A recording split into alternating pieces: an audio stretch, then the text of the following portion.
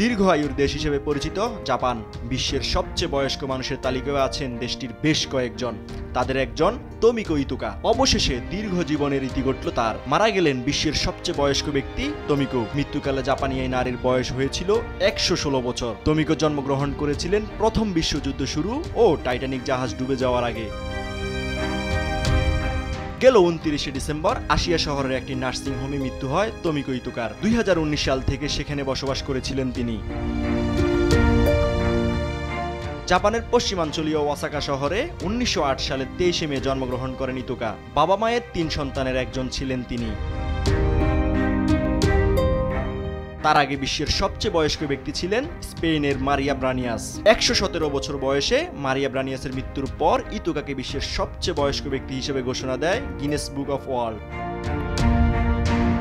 ইতুকা জীবদ্দশায় অনেক স্মরণীয় ঘটনার সাক্ষী। রাশিয়াকে যুদ্ধে পরাজিত করে সাম্রাজ্যবাদী শক্তি হিসেবে জাপানের উত্থান সহ নিজ দেশকে এশীয় পরাশক্তি হিসেবে আবির্ভূত হতে দেখেছেন তিনি।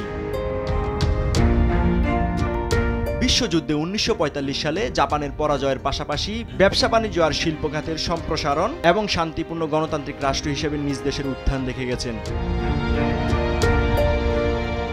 বিশ্বযুদ্ধের আগে জাপানে বেড়ে ওঠা ইতুকা দেশটির টেক্সটাইল কোম্পানির মালিক কেনজি ইতুকাকে বিয়ে করেন। বিয়ের 51 বছর পর 1979 সালে তার স্বামী মারা যান। জীবনসঙ্গীর মৃত্যুর পর আসিয়া শহরে চলে যান ইতুকা। ব্যক্তি জীবনে 4 সন্তানের জননী তিনি।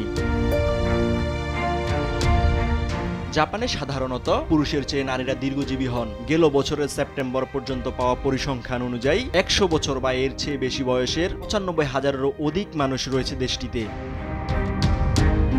ইউসুফ ভুঁইয়া, দেশ টিভি।